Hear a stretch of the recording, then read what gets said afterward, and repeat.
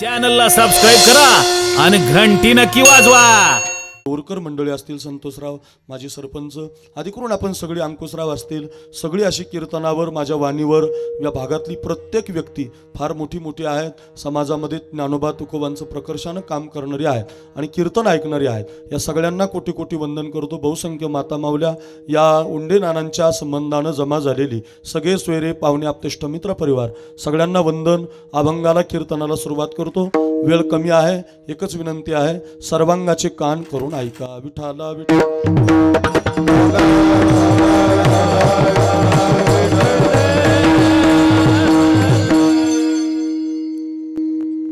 देहाच्या बाबतीमध्ये 6 गोष्टी आहेत।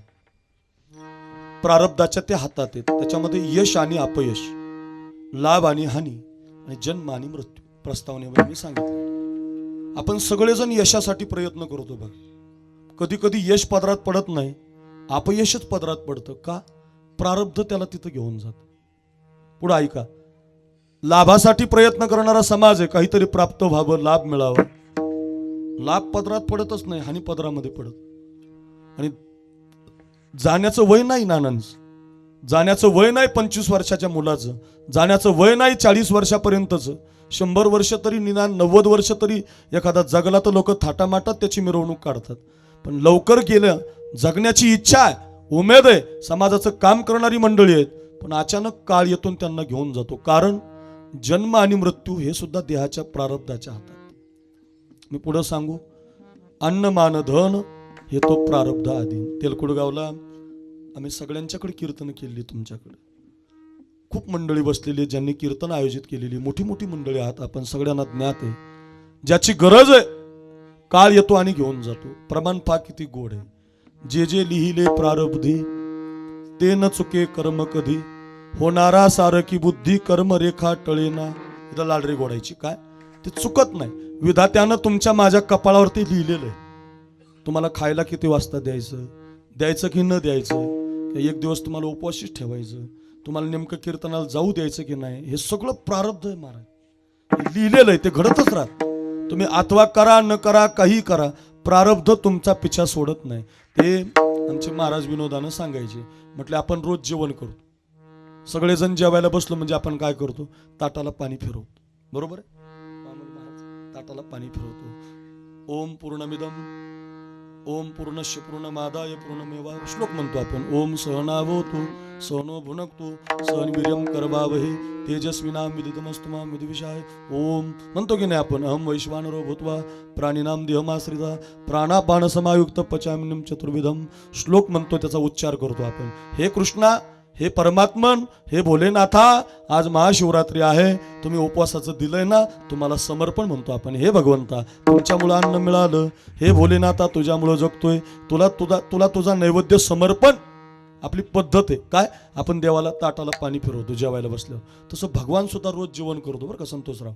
भगवान जेवायला बसल्यावर ताटाला पाणी फिरवत नाही, मग भगवंताच्याच मालकीचं आहे, त्याला काय गरज आहे पाणी फिरवण्याची? ऐका ऐका, भगवंताचा माल येतो, त्याचा अधिकार आहे, भगवान पाणी फिरवत नाही। काय करतो ऐका, भगवंत काय करतो, असं जेवताना 10 मिनिटं डोळे झाकतो, डोळे झाकून मग जेवायला बसतो। एक दिवस काय झालं, रुक्मिणी मातेनं पाहिलंय रोजच जेवताना डोळे झाकतात। बायको तिला म्हणतात, कधीही कुठलाही प्रश्न तुम्हाला विचारू शकते, 1, आणि कितीही खरं सांगा, विश्वास ठेवत नाही, 2। ज्याचं लग्न झालेलं आहे त्याला कळालंय, बायको कुणाला म्हणतात, तुम्ही कितीही खरं सांगा, विश्वास ठेवत नाही, 1, आणि तुम्ही कोणत्याही राड्यात असा, कितीही कामात असा, ती तुम्हाला विचारू शकते, तिचं नाव आहे, तुम्हाला बाकी विचारू नये। तुम्ही किती गावात तैट मारत असले, किती मोठे असले, बायको समोर नाही, म्यावच असतं आमचे महाराज पाठामध्ये म्हणायचे, तिथं कुणाचं चालत नाही। लई लोक म्हणतात आपलं काय, नाही सगळ्याचं तसंच असतं, कोणी म्हणायचं नाही, ते उगं म्हणायला ऐका ऐका, याच्यासाठी सांगतो, ते संसार आहे महाराज, त्याचा अर्थ वेगळा नाही। मग ऐका, म्हणजे देवाची का बायको असे ना रुक्मिणी, तिनं देवाला विचारलं, मग देवा, ओ कृष्णा, ओ परमात्मन, रोज असे डोळे का झाकता हो जेवताना? फार गोड उदाहरण आहे मातांनो, ऐका, प्रारब्धासाठी सांगतो, असे डोळे का झाकता म्हणे, रोज घरी घेऊन जा, रोज पाहते म्हणे असे कायम डोळे झाकता, रोज जेवताना डोळे झाकता, काय करता? भगवंतानं खरं सांगितलं बरं का। भगवान म्हटलं, अगं रुक्मिणी, या जगाला खायला देण्याचं काम माझ्याकडे, कुणाला? नुसतं देडगाव नाही, कुकाना नाही, नेवासा तालुका नाही, शेवगाव तालुका नाही, जगाला विश्वाला खायला देण्याचं काम माझ्याकडे. म्हणून डोळे झाकून बघत असतो, म्हटलं कोणी राहिलं की काय. जो राहिला त्याची व्यवस्था करतो मग जेवतो. आता देवानं खरं सांगितलं, रुक्मिणी मातेला पटलं नाही, जसं आपल्याला पटत नाही तसं पटलं नाही रुक्मिणी मातेला. रुक्मिणी मातेनं काय केलं, एक प्रयोग केला. प्रयोग असा केला, या आकाराची एक सोन्याची डबी घेतली. तुम्हाला सोनं आवडतं मातांनो?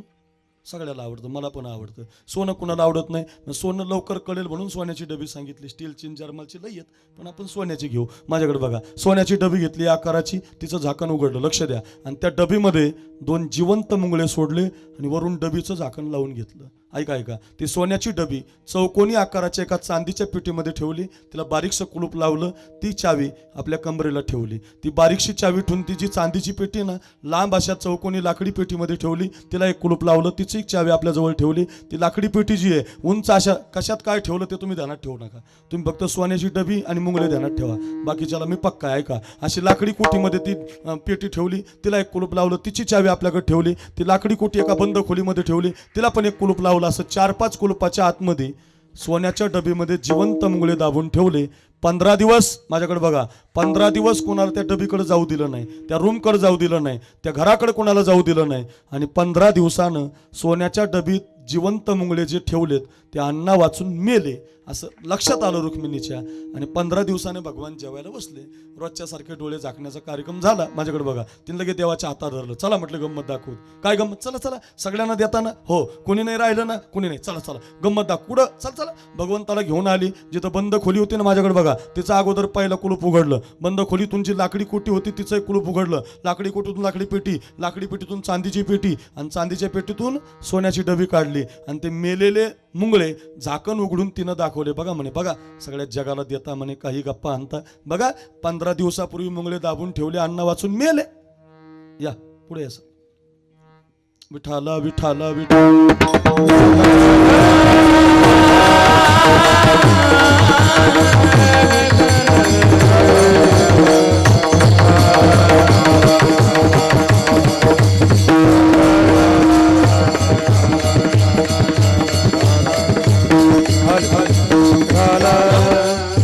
अंकुशराव वाकडीचे सरपंच, कीर्तन म्हटलं की या भागात ते येणारच. ऐका ऐका, काय काय काय म्हणजे झाक मेलेले मुंगळे दाखवले. बघा म्हणे, बघा ओ देवा, ओ परमात्मन सगळ्याला देता म्हणे, बघा. त्याशी करून दाखवले. ते भगवान म्हटले, मला काय दाखवते, तूच बघ. रुक्मिणीनं आपल्याकडे दबी घेतली. पाहिलं तर तिनं डोक्यालाच हात लावला. आश्चर्य असं होतं, मुंगळे तर जिवंतच होते आप्पा महाराज, पण मुंगळ्याच्या तोंडामध्ये बारकाले 2 तांदळाचे शीत होते. तिनं डोक्याला हात लावला. भाई, माझ्या हातानं झाकण लावलं, माझ्या हातानं डबीची चांदीची पेटी, माझ्या हातानं लाकडी पेटी, माझ्या हातानं लाकडी कोठी, माझ्या हातानं बंद खोली. 15 दिवस कुणाला इकडे जाऊ दिलं नाही. आणि या डबीमध्ये तांदळाचे शीत आले कुठून? भगवान म्हटले, रुक्मिणी तुझं डोकं फुटून जाईल, विचार करू नको. ऐक, ज्या दिवशी तू डबीचं झाकण लावत होती ना, फार गोड. ऐका काय म्हटले भगवान, रुक्मिणी ज्या दिवशी तू डबीचं झाकण लावत होते ना, त्याच वेळेला मला कळालं की तू जिवंत मुंगळ्याला मारायला निघाली. आणि मुंगळ्याच्या प्रारब्धात अन्न होतं, आणि तू तर मारायला निघाली. मी कसा मरू देईल? मग काही केलं नाही. म्हटले, तू जेव्हा डबीचं झाकण लावत होते ना रुक्मिणी, त्या दिवशी तुझ्या कपाळाला तू तांदळाच्या अक्षदाचा गंध लावला होता. काही केलं नाही. म्हटले, डबीचं झाकण लावता लावता तुझ्या कपाळाच्या 2-3 अक्षदा सहजच डबीमध्ये सोडून दिल्या. तुला नाही कळाल्या, मला मात्र माहितीये. पोसितो जगा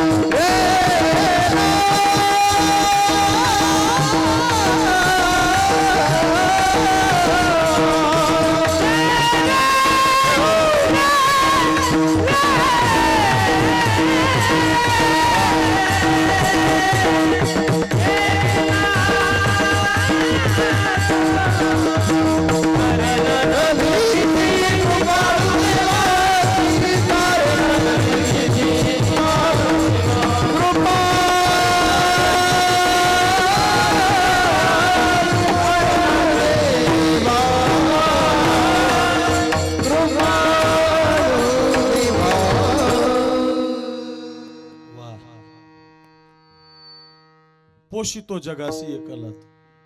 विश्वातल्या प्रत्येक व्यक्तीला खायला देतो, त्याच्या प्रारब्धाप्रमाणे पुरवतो महाराज. म्हणून बघा, कोरोनाच्या काळात एसटी बंद, रेल्वे बंद, कंपन्या बंद होत्या, तरी असा एकही व्यक्ती नव्हता तो उपाशी राहत नव्हता. कामं नव्हती हाताला, तरी सुद्धा जेवण मिळायचं, खायला मिळायचं. का? कारे नाठविसी कृपाळू देवासी, पोषितो जगासी एकला तो. बसा.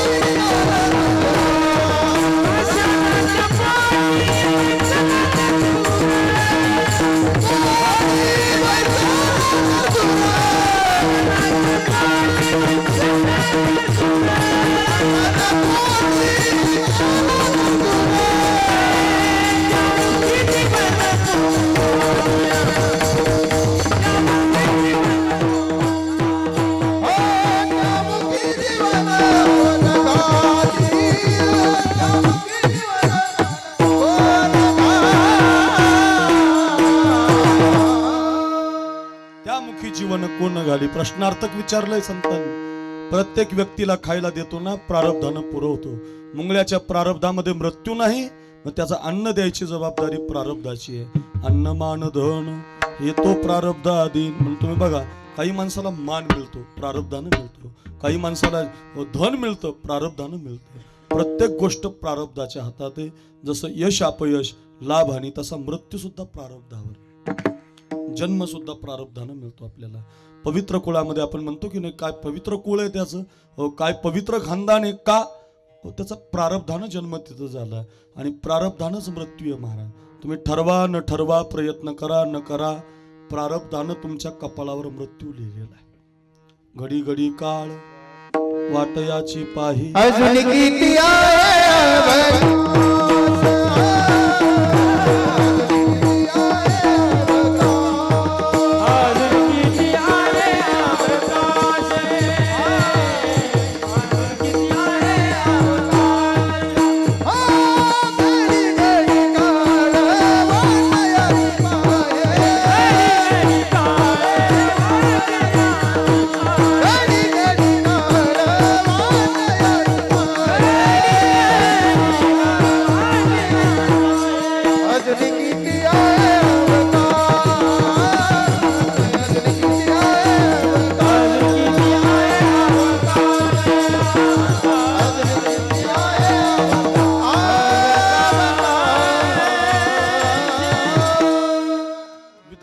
काळ लिहिलेला आहे.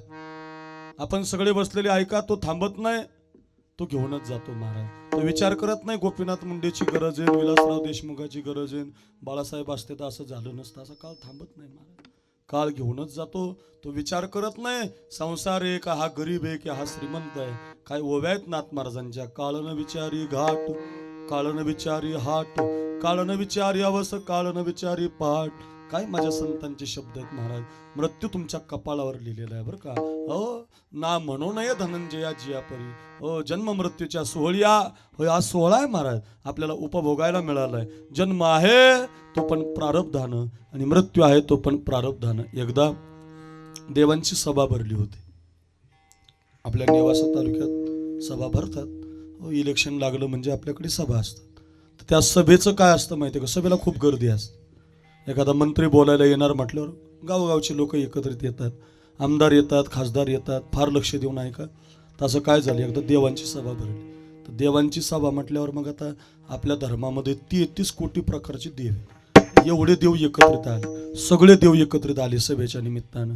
भगवान शंकर आज महाशिवरात्री आहे, ओम नमः शिवाय, ओ माझे ब्रह्मदेव, मग तिकडे विष्णू भगवान, अग्निदेव, इंद्रदेव, 33 कोटी प्रकारचे देवी देवता सगळे एकत्रित आले सभेच्या निमित्त. आज जसं आपण नानांना भावपूर्ण श्रद्धांजली अर्पण करण्यासाठी इथं एकत्रित आहेत, जागा नाही, कुणी बाहेर आहे, कुणी मंडपात आहे, कुणी इकडे तिकडे उभा आहे, आपण सगळेजण इथं बसलोत की नाही. तसं आपल्या सगळ्यांच्या गाड्या पार्किंगमध्ये, कुणाची इनोवा आहे, कुणाची बोलेरो आहे, कुणाची स्कॉर्पिओ आहे, कुणाची टू व्हीलर आहे. आपण जसं इथं मंडपात आहेत, आपल्या सगळ्यांच्या गाड्या पार्किंगमध्ये लागलेल्या आहेत, तसं देवांची सभा भरल्यामुळं देवांची वाहनं एकत्रित आहेत.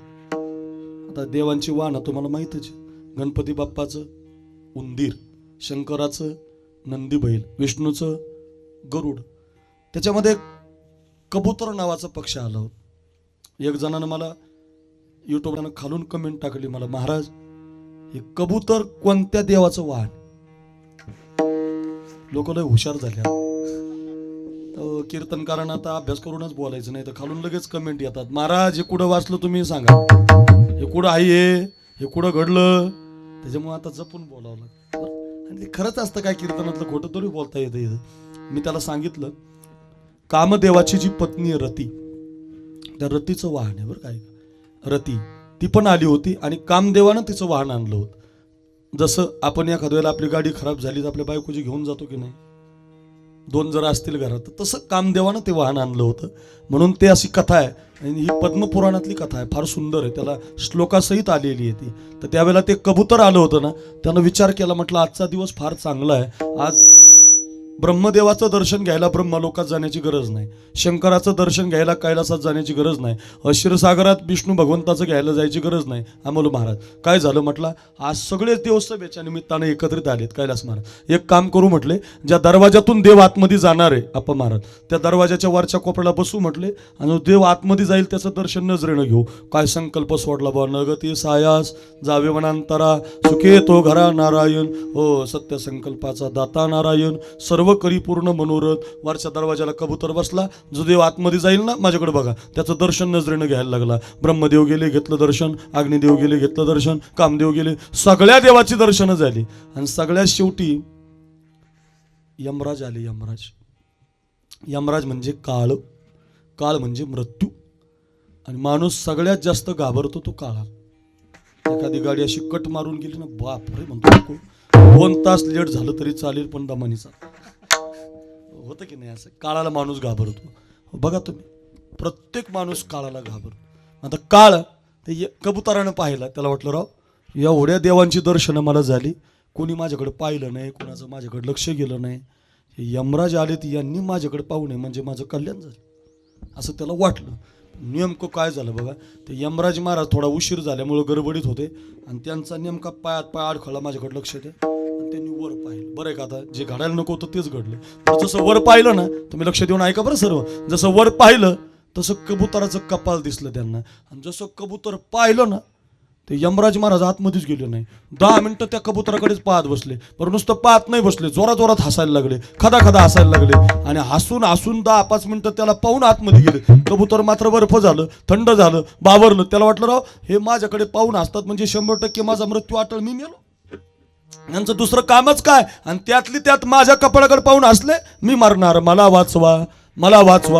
जायचं कोणाकडे आता, सगळे देव आतमध्ये गेले, शरण कोणाला जाता. म्हणून ते गरुडाच्या आश्रयाला, गरुड महाराज तुम्ही देवाचं वाहन आहेत, पक्ष्यांचे राजे आहेत, मला वाचवा. झालं काय म्हटलं, दरवाजाला बसलो होतो, सगळ्या देवांची दर्शनं केली, कोणी मला पाहिलं नाही, कोणी मला टोकलं नाही. आणि सगळ्यात शेवटी ते यमराज आले, माझ्याकडे पाहून खदा खदा असले, नक्की मला मारतात, मला वाचवा. गरुड महाराज म्हटले एवढ्या कशाला घाबरतो रे, मी आहे ना, बस माझ्या पाठीवर. गरुडानं त्या कबुतराला आपल्या पाठीवर बसवलं आणि गरुड महाराजांनी उड्डाण केलं. तर आता गरुडाचं उडणं म्हणजे तासाला 1,00,000 किलोमीटर, लय गरज आहे त्याची. कीर्तन करायला पण कोण देईल आपल्याला, बरं का, ते देवाचं भाग्य. महाराज एका तासातच 1,00,000 किलोमीटर गेलं ते गरुड. किती, 1,00,000 किलोमीटर. माझ्याकडे बघा एवढ्या लांब अंतर कापलं. एक पाण्याचं सरोवर, मोठं वडाचं झाड पाहिलं, सुरक्षित मडाच्या मधल्या बुंथ्याला, माझ्याकडे लक्ष द्या बरं, बुंथ्याला सुरक्षित ठेवलं. प्यायला पाणी म्हटले, बसायला सावली आहेत, खायला फळं आहेत. 1,00,000 किलोमीटर तुला यमराजापासून आणलंय. किती लांब आणलंय, एवढ्या वेळात फक्त मी एकटा पठ्ठ्या आणू शकतो, कोणी एवढ्या लांब येऊ शकत नाही. मी देवाचं वाहन आहे, सुरक्षित राहा. सभा संपली की परत तुला न्यायला येतो. इकडे गरुड महाराजांनी उड्डाण केलं, सभेला आले. तोपर्यंत जो तो आपापल्या मार्गाने निघालाच होता. तर सभा संपलीच होती, ते यमराजाची गरुडाची भेट झाली. राम राम. अहो म्हटले तुम्ही त्या कबुतराकडे पाहून हसले. म्हटलं हो. म्हटलं ते थंड झालं, घाबरलं, बाबरलं, तुम्ही त्याच्याकडे पाहून का हसले. तर यमराजानं गरुडा दिलेलं उत्तर फार लक्ष देऊन ऐका. यमराज महाराज म्हटले खरं सांगू गरुड महाराज, पायचं नव्हतं म्हटलं त्याच्याकडं, पण चालता चालता माझा पायात पाय अडखळला आणि सहजच माझी नजर वर गेली. वर जसं पाहिलं तसं कबूतर दिसलं आणि कबुतराच्या कपाळावर माझी नजर पडल्याबरोबर त्याच्या कपाळावर विधात्यानं आज मृत्यू लिहिलेला दिसला. पण इथून 1,00,000 किलोमीटर एक अरण्य आहे. त्या अरण्यामध्ये एक पाण्याचं सरोवर आहे. पाण्याच्या सरोवरासमोर एक वडाचं झाड आहे आणि वडाच्या झाडाच्या मधल्या बुंथ्याला 1 तासानं कबूतर त्या झाडावर बसेल आणि त्याचा मृत्यू होईल असं प्रारब्धानं त्याच्या कपाळावर लिहिलेलं आहे. मला हसू आलं. हा कबूतर एवढ्या ताकदीने उडाला तरी 10 जन्म एवढ्या लांब जायचा नाही. त्या झाडावर कधी बसायचा, कधी याचा मृत्यू व्हायचा. म्हणून मला हसू आलं. हा वाचला. काय हसू आलं? हा वाचला. काहीला कळालं, काहीला उद्या कळलं. ज्याची 4G मेमरी त्याला कळालं बघ, काहीला आता थोड्या वेळानं कळलं. ऐक ऐक ऐक काय म्हटलं ते? मला वाटलं हा इतक्या लांब कधी जायचा, म्हणून वाचला. म्हणून मला हसू आलं. म्हटलं एवढ्या जोरात उड्डाण केलं गरुड महाराजांनी आणि तिथं जाऊन पाहतात कबूतर मरून पडलेला होता. आणि मग त्यांच्या लक्षात आलं वाचला नाही राव, निवून घातला. असंच ते आपण म्हणतो सकाळी जेवत होता आमच्यात, अरे निवून घातला का? जे जे लिहिले प्रारब्धी ते न चुके कर्म कधी, होणारा सारखी बुद्धी, होणारा सारखी बुद्धी. कर्म रे खा तळे ना, कर्म रे खा तळे ना, नकळे पुढील होणार. पुढचं कळत नाही ना महाराज. विधात्यानं तुमच्या माझ्या कपाळावर काळ लिहिलेला आहे. मग ऐका, प्रारब्धानं मृत्यू आहे, जिथं आहे तिथं नेतो. प्रारब्धानं जन्म आहे, प्रारब्धानं लाभ आहे, प्रारब्धानं हानी आहे, प्रारब्धानं यश आहे, प्रारब्धानं अपयश आहे. संत म्हणतात मला कळालंय देहच प्रारब्धाच्या हातात आहे. अभंगाचं पहिलं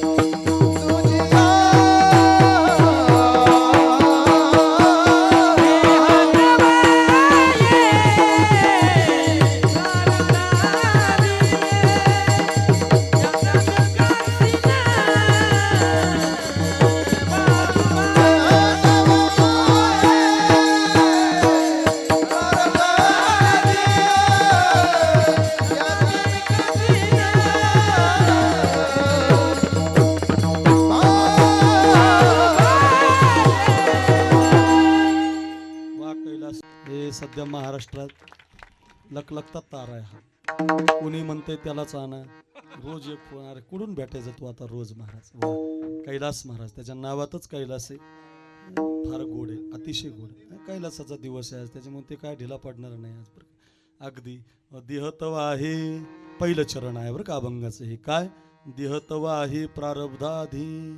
आपलं जगणं, आपला मृत्यू प्रारब्धाच्या हातात आहे. संत म्हणतात आम्हाला माहिती पडलंय प्रारब्धानं जे घडायचं ते घडणार आहे, आम्ही त्याचं टेन्शन घेत नाही. हो, याचा आम्ही का सीन वाहू भार. आता नीट ऐका, अजिबात टेन्शन घेत नाहीत संत, कारण प्रारब्धानं जे घडतं ते घडणारच. आपण सगळेजण गोड ऐकणारी मंडळी आहात. नेवासा तालुक्यासारखा तालुका विश्वात नाही, मी कायम सांगतो. कारण नेवासा तालुका एकच जगात, लई तालुके आहेत. नेवासा तालुका जगात एक का? ज्ञानेश्वरीचा जन्म नेवाशाला. या विश्वातला आद्य ग्रंथ आहे ज्ञानेश्वरी. आज अमेरिकेला ज्ञानेश्वरी गेली महाराज. कुठे गेली ज्ञानेश्वरी? सरपंच मंडळी कुठे गेली? अंकुशराव अमेरिकेला. भाऊसाहेब कुठे गेली? संतोषराव अमेरिकेला गेले. इंग्लिशमध्ये तयार झाली ज्ञानेश्वरी बरं का. आणि अमेरिकेचे लोक त्याचे शोध लावायला लागले. अमेरिका त्याचं पारायण करायला लागले, ओव्या वाचायला लागले. काय नाही महाराज ज्ञानोबारायांच्या ज्ञानेश्वरीमध्ये. श्रीमंत व्हायचंय ना, माऊलीनं मंत्र दिला ज्ञानेश्वरीमध्ये, भाग्याचे नि बडसे प्रारब्ध. बघा इथं पण शब्द आला, भाग्याचे नि बडसे. तुमच्या भाग्यामध्ये, तुमच्या प्रारब्धामध्ये प्रारब्ध चांगलं पाहिजे. उद्यमाचे निमिषे, तुमचा उद्योग चांगला पाहिजे, तुमचे कष्ट ताकदीचे पाहिजेत, तुमचं पळणं ताकदीचं पाहिजे. कैलास महाराज महाड काय, नेवासा काय, नाशिक काय, कुठूनही तुम्ही पळतच आले पाहिजे बरं का. प्रयत्न केला पाहिजे, भरपूर प्रयत्न. एखादी शेती करताय ना, ज्या कामात तुम्ही आहात तुमचा प्रयत्न ताकदीचा पाहिजे, तुमचं प्रारब्ध छान पाहिजे. माऊली म्हणतात संपत्ती जाता पैसे घर रिगे. संपत्तीला तुमच्या घरी यावंच लागतं.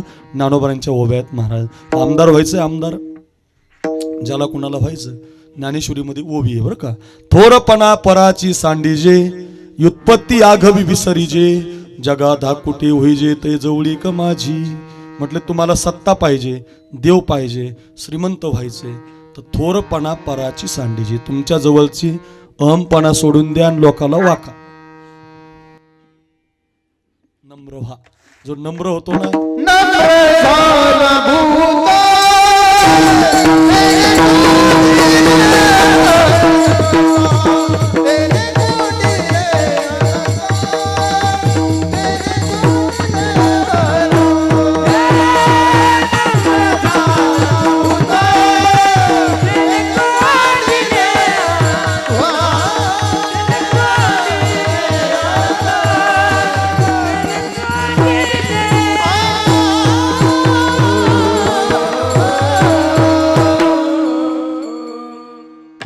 झाला भूता.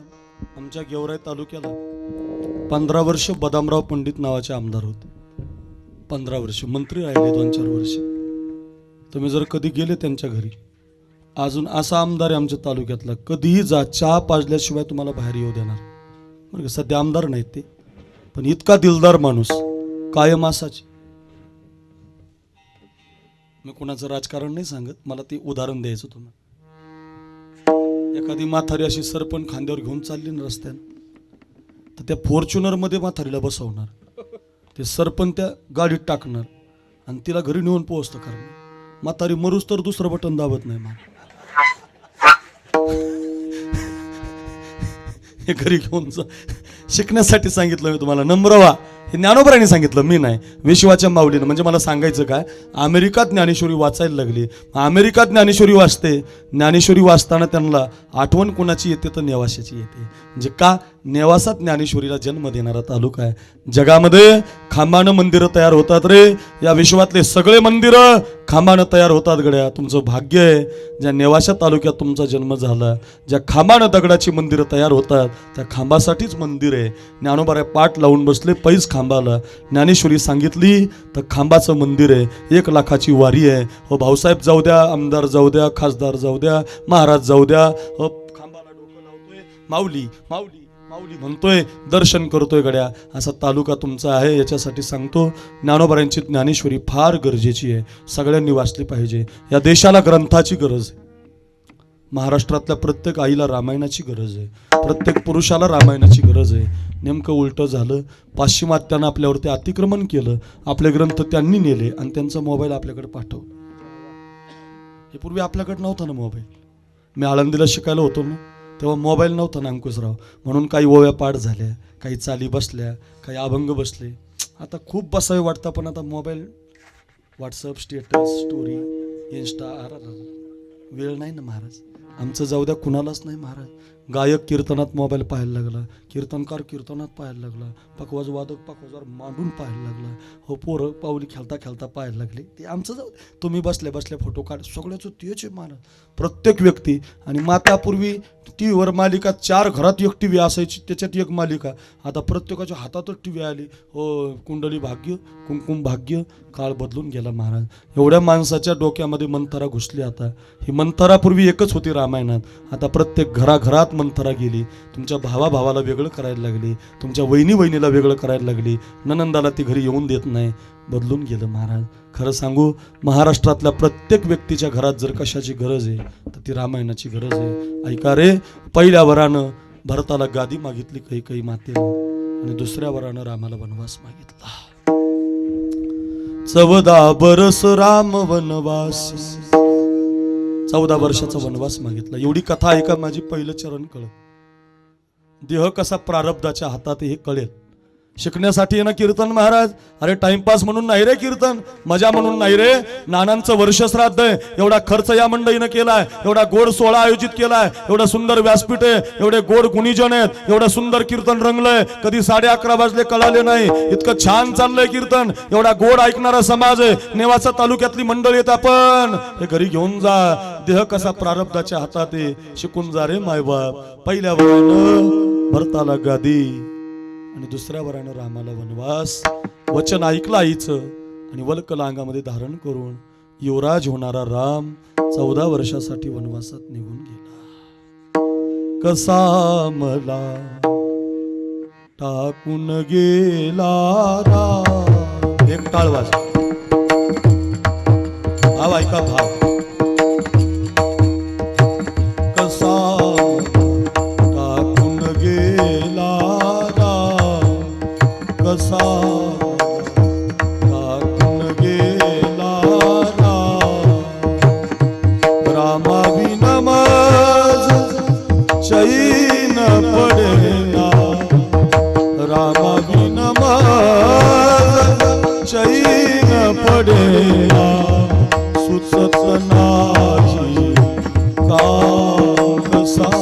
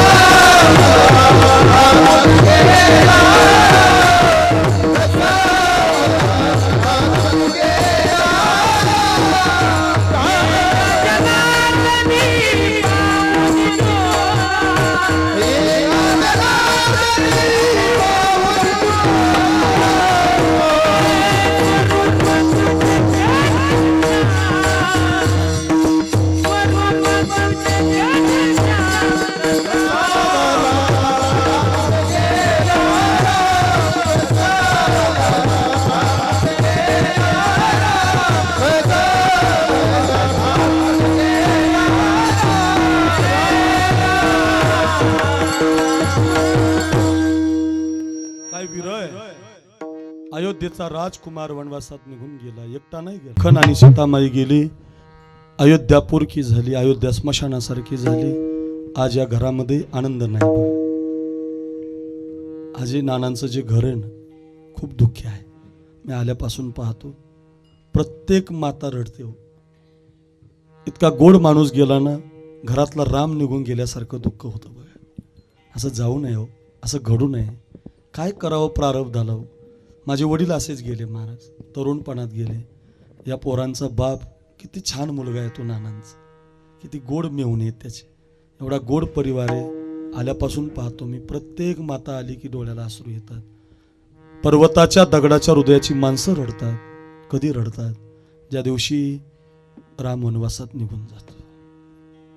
अयोध्या रडायला. आज जसं हे नानाचं कुटुंब रडते ना, आज एवढा समाज जमला, एवढं गोड कीर्तन आहे. साखरे महाराज आहे, कैलास महाराज आहे, एक एक चाल, एक एक कथा चाललेली आहे. फार आनंद आहे कीर्तनाचा. पण या सगळ्या मुलांना त्यांचा बाप आठवत असतो, सासरा आठवत असतो, मुलींना बाप आठवत असतो, त्या पत्नीला तिचा नवरा आठवत असतो. मला विचारा, मी दरवर्षी करतो बापाचा कार्यक्रम, खूप आनंदानं कार्यक्रम होतो महाराज. पण अंतकरणामध्ये सल असते की आमचा राम कुठे आहे, आमचा बाप कुठे आहे, आमचा पती कुठे आहे. रामाविन माझ चैन पडेना, हृदयामध्ये दगदग होत असते.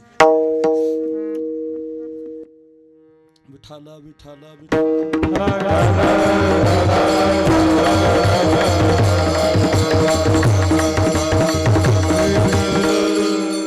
अयोध्या रडायला लागली.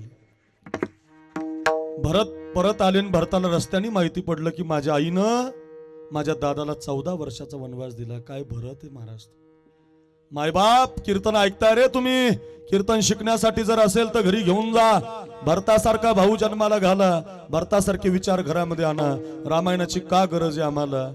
गादी मिळून सुद्धा गादी घेत नाही, गादी मिळून सुद्धा गादी घेत नाही. आणि चुकी होऊन सुद्धा, चुकी नसताना सुद्धा माफी मागतो भरत महाराज. आपला भरत नाही रे, नदीकून वाटणी घेतो ना आपल्याला डोंगराकडली देतो. असला भरत नाही हो. शेवगाव निवासाचा बंगला त्याला घेतो, पडलेलं घर आपल्याला देतो. असा भरत नाही तो भरत आहे महाराज. माझ्या आईनं चुकीचं वागली. माझी माय, माझी गादी नाही, माझ्या दादाची आहे. श्राप देतो आईला, मा चांडाळणी पापिनी कैकई, आजपासून हा भरत तुला कधी आई म्हणणार नाही. जा. भरत आहे काय भरत आहे. निर्णय घेतो पुन्हा. हे सगळं सिंहासन माझ्या दादाचं आहे, गादी माझ्या दादाची आहे, अयोध्या माझ्या दादाची आहे. ऐका हो सगळ्या देडगावनं, सगळ्या पंचक्रोशीनं घरी घेऊन जा. नानांच्या भावपूर्ण श्रद्धांजलीला आलात ना, घरी घेऊन जा रे. साखरे महाराजाचं कीर्तन आहे. सगळ्या रथामध्ये अयोध्या भरवतो, सिंहासन भरवतो. सुमित्रा, कौशल्या, कैकई, श्रुतकीर्ती, मांडवी, उर्मिला, विश्वामित्र, जनक, वशिष्ठ, सगळ्या ऋषी मुनींना घेऊन प्रभूला अयोध्या घेऊन निघतो. भरत चला रे अपने राजा को मना. काय वर्णन आहे. भरत चला रे अपने राजा को मना, राजा को मनाने भैया को मनाने, राजा को मनाने भैया को मनाने. भगत चला रे प्रभु दर्शन, भरत चला रे अपने राजा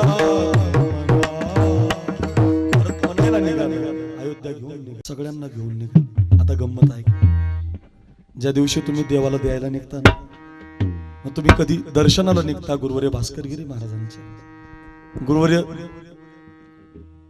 देवगडला दर्शनाला तुम्ही निघाले, नेवाशाच्या पैस खांबाची वारी करायला निघाले, तुमच्या जवळचे पैसे गरीबाच्या विद्यार्थ्याला दान द्यायला निघाले, एखादं कीर्तन तुमचे पैसे करायला लागले, तुमचे पैसे गरीब मुलाच्या शिक्षणाला द्यायला लागले. ज्या दिवशी तुम्ही भक्तीला, शुराला, वीराला, धर्माला, देशाला, देवाला द्यायला निघता, काय घडतं ऐका.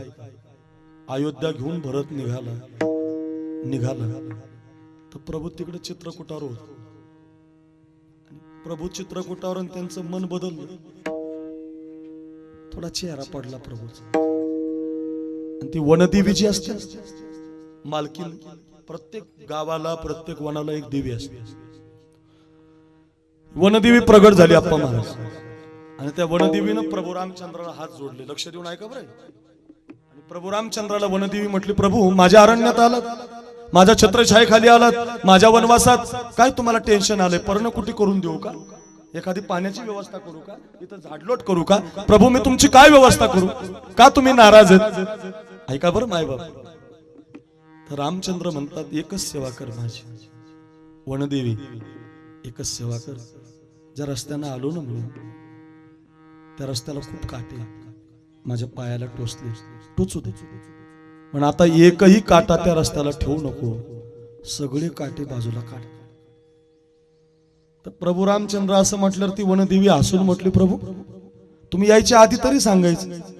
आता तुम्ही आलात, तुमच्या पायाला काटे टोचून बसले, आणि आता मला कशाला बाजूला काढायला लावता? ऐका रे. तर प्रभू रामचंद्र म्हणतात, वनदेवी त्या रस्त्यानं माझा भरत यायला लागला, आणि माझ्या भरताच्या पायाला एकही काटा टोचला नाही पाहिजे. ज्या दिवशी तुम्ही भरत बनताना रस्त्याचे काटे आपोआप बाजूला होतात. तुम्ही देवासाठी करताना रस्त्याचे काटे बाजूला होतात. तुम्ही धर्मासाठी करताना रस्त्याचे काटे बाजूला होतात. आज 18 तारखेला शिवरात्री आहे, काल एकादशी होती, आणि उद्या अखंड हिंदुस्थानचा छत्रपती शिवाजी राजाचा जन्मदिवस आहे. किती संकट आली राजावर, पण देशासाठी लढत होता, धर्मासाठी लढत होता. अरे आजपासून शिवजयंती कीर्तन आहे, प्रत्येक गावात कीर्तन आहे, प्रत्येक गावाला लाइटिंग लागली, प्रत्येक चौकात पुतळा आहे, प्रत्येक दिवाळी सारखा सण आहे, दिवाळी सारखा. ऐका रे, महाराष्ट्रातल्या माळी, कुणबी, धनगर, मराठा, ब्राह्मण, मुसलमान, महार, मांग या सगळ्या समाजानं दिवाळीपेक्षाही कोणता सण मोठा केला पाहिजे, तो तर शिवजयंतीचा केला पाहिजे. कारण आज आपण थाटात कीर्तन ऐकतो ना, राजाची कृपा आहे. तो जर नसता तर आज आपण कीर्तन करू शकलो नसतो, आज आपण नानाची पुण्यतिथी करू शकलो नसतो. राजाची कृपा आहे रे आपल्यावर. ऐका, संकट किती आली, पण ते काटे बाजूला होतात. अफजल खान बाजूला होतो, शाहिस्ते खान बाजूला होतो.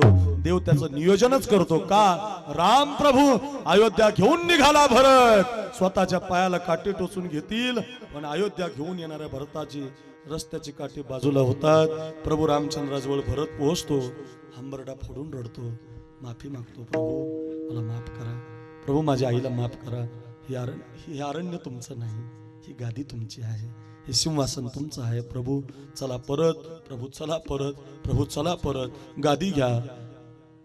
त्यावेळेला रामचंद्रानं त्या भरताला जाग केलं. ऐका, हे भरत असं रडू नको म्हटलं. दैव जात दुःखे भरता, खरंच शोक करू नका, हे दैवानं घडणार.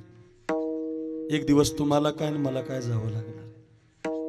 दैव जात देहतवाही प्रारब्धाधीन, दैव जात दुःखे भरता, दोष ना कुणाचा पराधीन आहे जगती पुत्र मानवाचा, दोष ना कुणाचा, दोष ना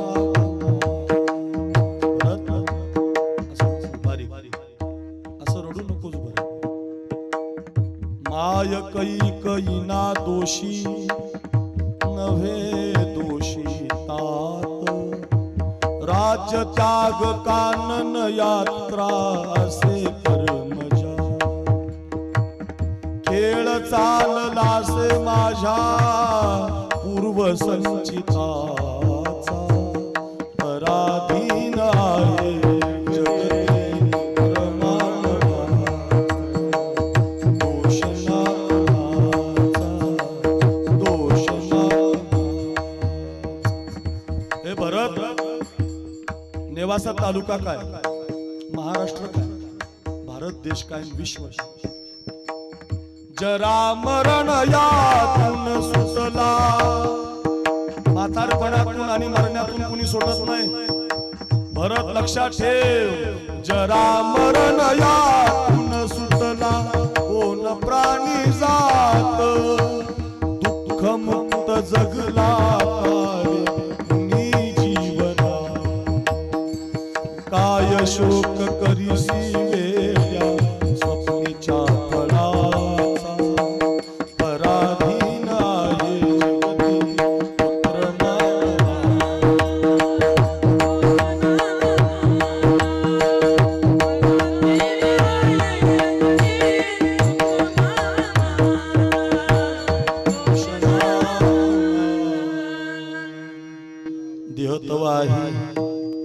तुझ्या प्रारब्धात गादी आहे 14 वर्षाची आणि माझ्या प्रारब्धात 14 वर्षाचा वनवास आहे. जा जा भरत जा, गादीचा आनंद घे. मी 14 वर्ष वनवासामध्ये राहतो. देह तवा आहे, प्रारब्धाधीन देवाला सुद्धा चुकत नाही. प्रारब्ध आहे, पण संत म्हणतात आम्ही याचं टेन्शन घेत नाही. मग तुम्ही काय करता महाराज? आम्ही आमचा काळ भगवत चिंतनामध्ये घालवतोय. सर्व माझा काळ तुझी आठवणी, सर्व माझा काळ तुझी आठवणी,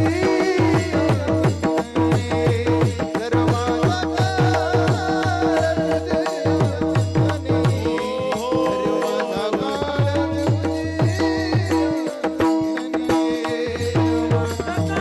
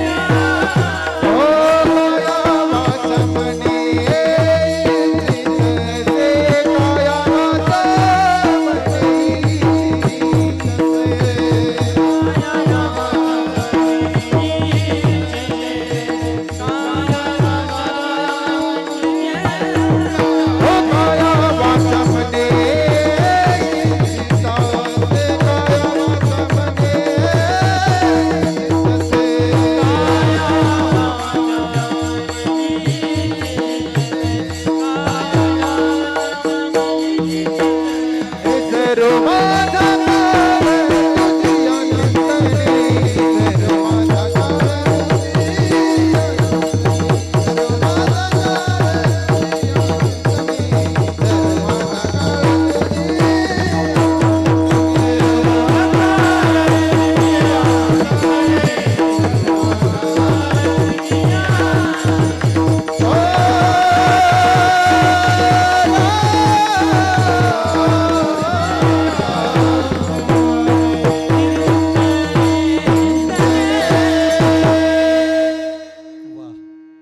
काळ केलं म्हटले. प्रारब्धावर अवलंबून नाही राहिलं. कोणते संत राहत नाहीत आणि आपल्याला ते शिकवतही नाही. प्रारब्धावर अवलंबून राहायचं नाही, प्रयत्न करत राहायचा. माजी जिल्हा परिषद अध्यक्ष आमचे विठ्ठलरावजी लंगे पाटील यांचं आगमन झालेलं आहे. विठ्ठलचे ते आमच्यासाठी गोड आहेत. खूप कीर्तनं त्यांनी पण आयोजित केलेली आहेत. आमच्या जीवाची जीवलग आहेत. ऐका ऐका काय, आता प्रारब्धानं देह आहे. आतापर्यंत सांगितलेल्या कथा त्याच्याच आहेत, प्रारब्धानच घडलंय. पण संत म्हणतात त्याच्यावर अवलंबून राहू नका. तुमचा काळ भगवत चिंतनामध्ये घालवा. जे आयुष्य तुम्हाला मिळालंय ते काळ प्रारब्धात नका घालू, तो प्रयत्नात घालवा. प्रयत्नानं नामचिंतन करा, कारण भक्ती प्रयत्नानं होते. प्रयत्न फार महत्वाचा आहे. महाराज ज्ञानोबरांनी ओव्या लिहिल्या, विषकीय हरी पडे समुद्री पायवाट जोडे, एकी वाघ ब्रह्म थोकडे अभ्यासे केले. विष पचन होतं. विष म्हणजे खाऊ नका, लगेच डोकं लावू नका. जर तुम्ही तोळा विष खाल्लं बरं का, म्हणजे लगेच प्रयत्न करताल तर माझ्यावर येईल. ऐका, जर तुम्ही प्रयत्न केला बरं का लंगे पाटील, थोडं विष जर रोज खाल्लं तर साधोनी बचनाग खाती तोळा. जर थोडं खाल्लं तर तोळा खाता येतं आणि विष पचन होतं म्हणतात. मी म्हणत नाही, माऊली म्हणतात विषकी हारी पडे. समुद्राला कुठे पायवाट होत असते का? समुद्राला होईल, पण अभ्यास केल्यावर. या जगातले सगळे ग्रंथ पाठ होतील कधी? अभ्यास केल्यावर. झोपून कसं चालेल? मोबाईल पाहून नाही ना, त्याला अभ्यासच करावा लागेल. गोड पखावच वाजवता येईल, रियाज करावा लागेल. ही मुलं आहेत ना, ही मुलं या संस्थेतल्या मुलांनी शिकलं पाहिजे. कायम अभ्यास करायचा, कायम प्रयत्न करायचा. प्रयत्नांती परमेश्वर म्हणतो की नाही आपण, तसा प्रयत्न शाळेमध्ये होतं. प्रयत्न करिता कण रगडिता वाळूचे तेलही गळे. आता वाळूच्या कणातून कुठं तेल येत असतं का? पण तुम्ही केलं म्हटले तर प्रयत्नानं होईलच. प्रयत्नानं सगळ्या गोष्टी होतात. आमचे महाराज म्हणायचे मला फार गोड वेदांत येतो, पण मग मी प्रयत्न केला नाही म्हणून मला गायन आलं नाही. अर्थ काय हो ते असं म्हणत नसायचे मला माझ्या प्रारब्धानं आलं नाही. ते म्हणायचे मी प्रयत्न केला नाही. कोणतीही गोष्ट येत नाही असं नाही, तुम्ही प्रयत्न केला नाही, इथं थांबावं लागेल. साधू संत म्हणतात आम्ही आमचा जीवनाचा काळ भगवत चिंतनाच्या प्रयत्नात घालवला. अखंड खंडेना जीवन रामकृष्ण नारायण अनेक नेने काही धंदा नित्य ध्यास रे गोविंदा रात्री न कळे दिवस न कळे अखंड चिंतनात काळ घ्या. केला त्याने काळ सार्थक केला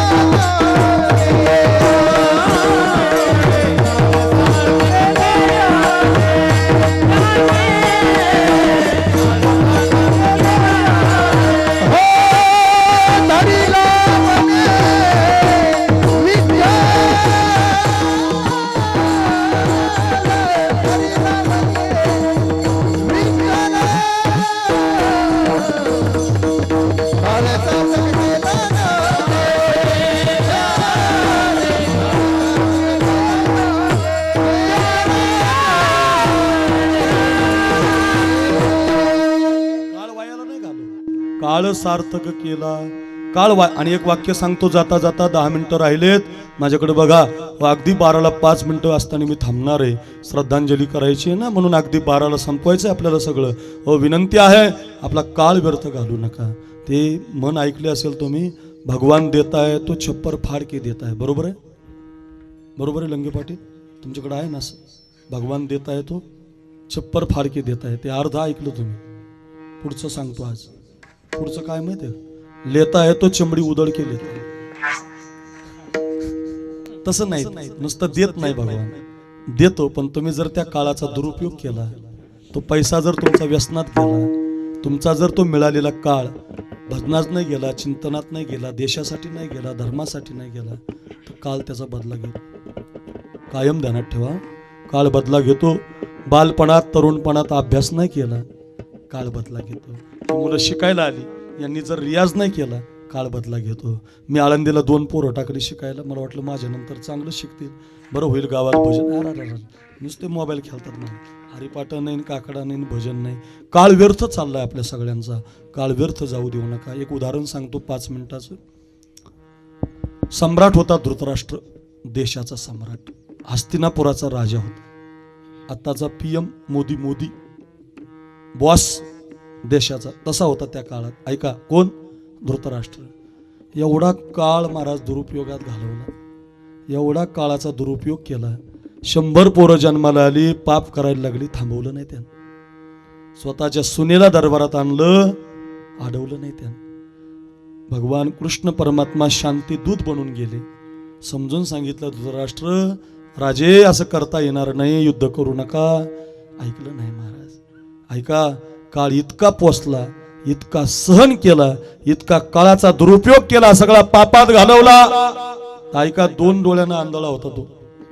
काळाने इतका भयानक बदला घेतला. त्याचा बदला ध्यानात ठेवा. बदला मिळालेलं लगेच आनंदात लगेच त्याचा दुरुपयोग करू नका.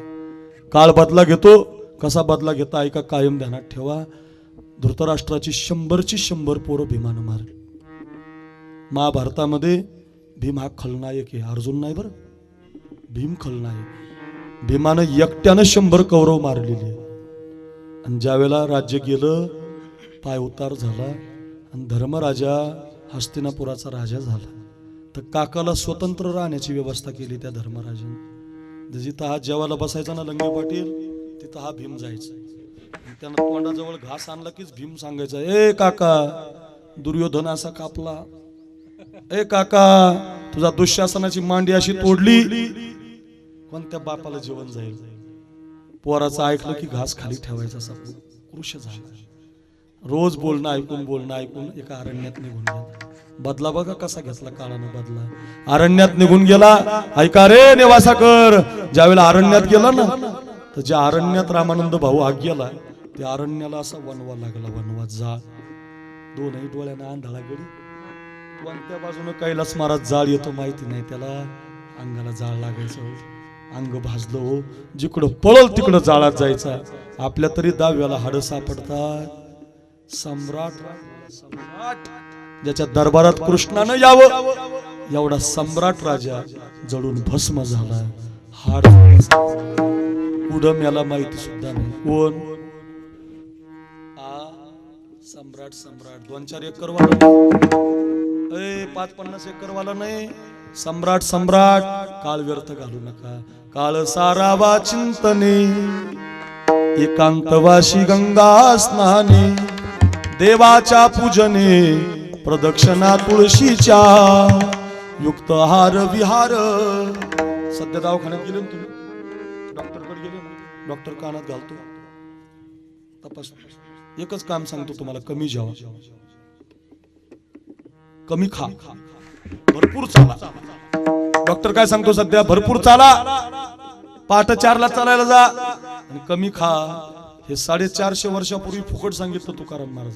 डॉक्टर 300 घेतो तेवढ्याची काढ. 300 आधी 300 घेतो काउंटरला आणि मग सांगतो तुकाराम महाराजांनी फुकट सांगितलं. युक्त आहार विहार, नेम इंद्रियासी सार इंद्रियासी नेम, नसावी बासर, नसावी निद्रा, नसावी बहुभाषण. काय संतांची प्रमाण आहेत महाराज. तुमचा काळ शरीरासाठी घालवा, काळ हरिभजनासाठी घालवा. हरिभजनाविन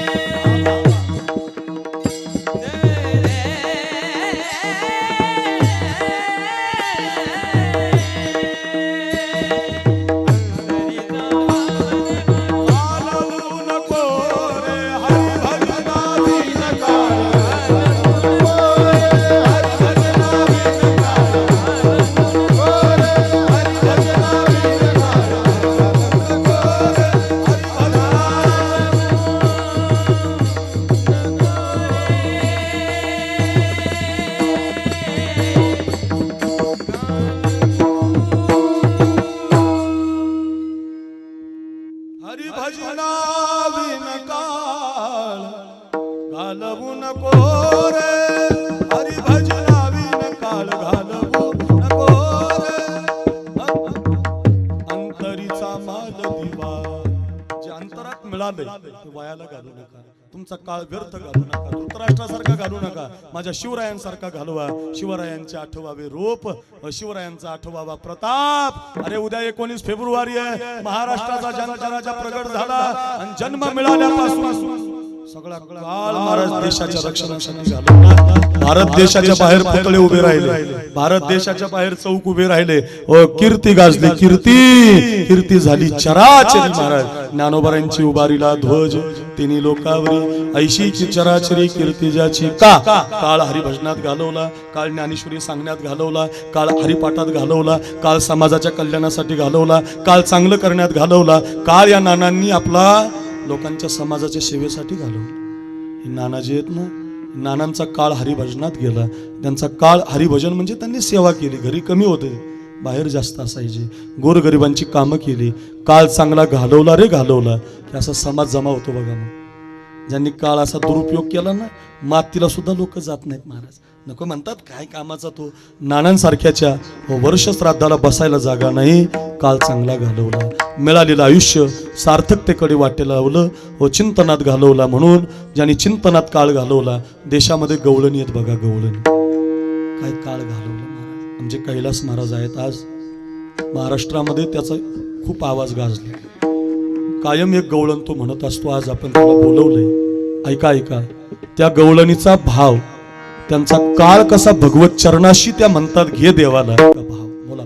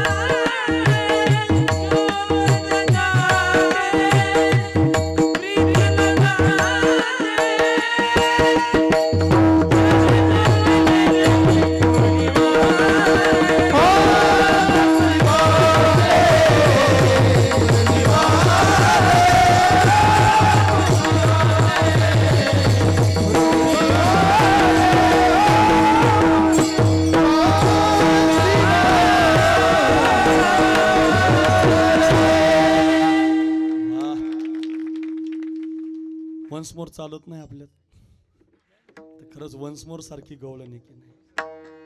मैं तो सुध बुध खोई तेरे प्यार में, मैं तो सुध बुध खोई तेरे प्यार में, सब कुछ भूल गई तेरे संसार.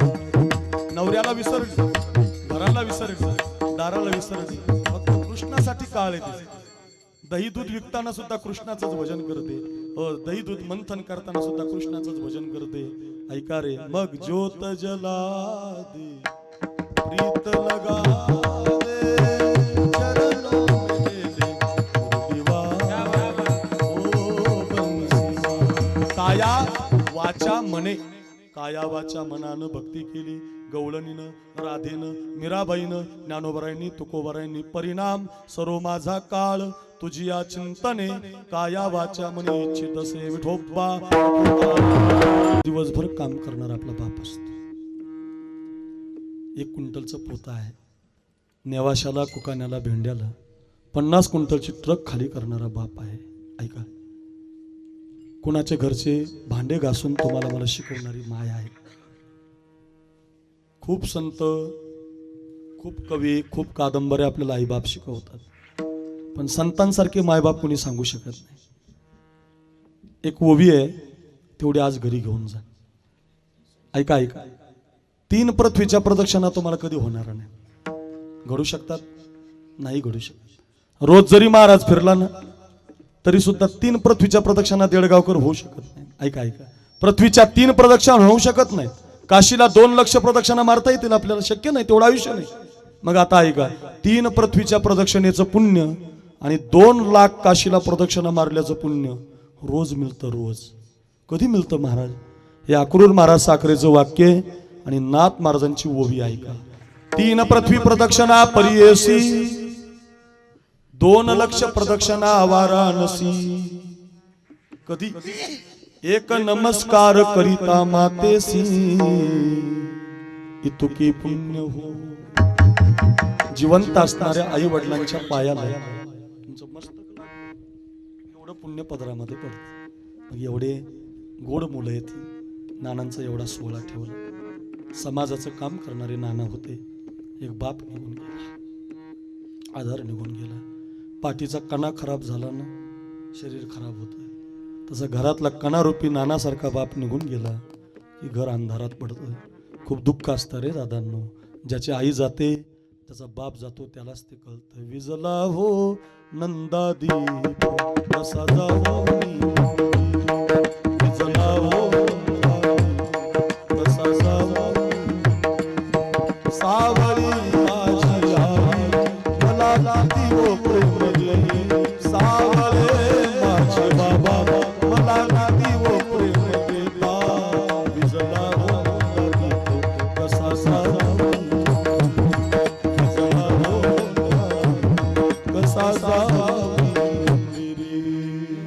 एखाद्या मंदिरातला नंदादीप विजावा, तसा या कुटुंबाचा नंदादीप बाप निघून गेला.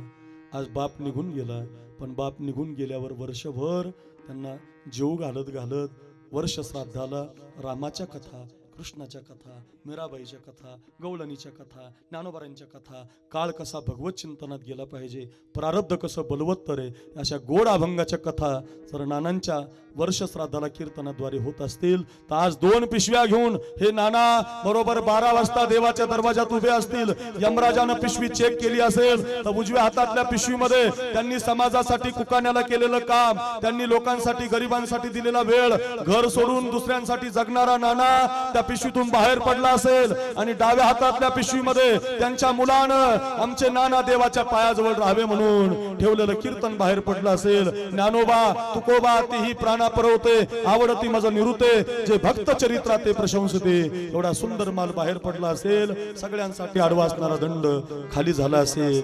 आणि लालबुंद प्रकाशामध्ये बरोबर 12 वाजता त्या नानांना आज जागा मिळाली असेल. हात वर करून राहिलेल्या कुटुंबाला त्यांनी आशीर्वाद दिला असेल. मुलांनो, घ्या रे आशीर्वाद.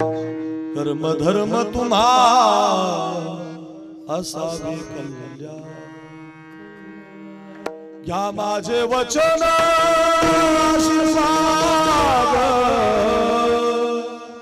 बापाचा आशीर्वाद जिवंतपणे बाप सांभाळला आणि बाप गेल्यावर एवढा गोड सोहळा ठेवला. आज संतांची चरित्र, आज महाशिवरात्रीचा दिवस आहे. माझा भगवान शंकर आहे. एकदा सगळ्यांनी दोन हात वर करा, सगळ्यांनी करा. हो करा करा शिक, शिक, शिक, करा. शिवरात्री आहे, नानांना श्रद्धांजली द्यायची. काय गोड कीर्तन आहे, कधी 12 वाजले कळालं नाही. मध्यम धरा, मध्यम.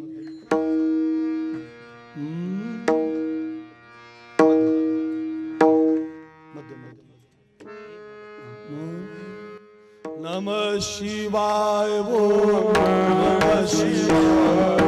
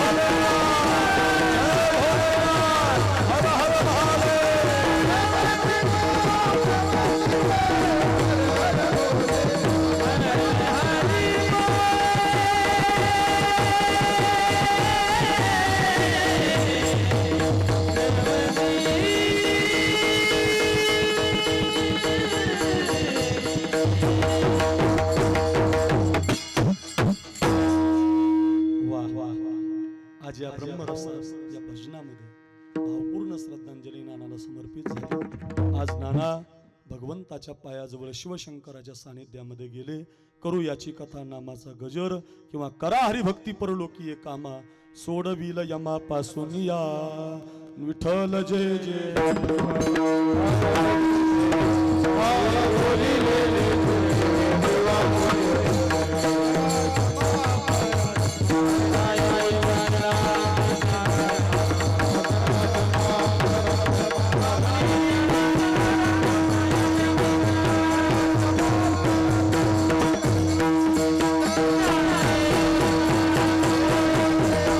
चॅनलला सबस्क्राईब करा आणि घंटी नक्की वाजवा.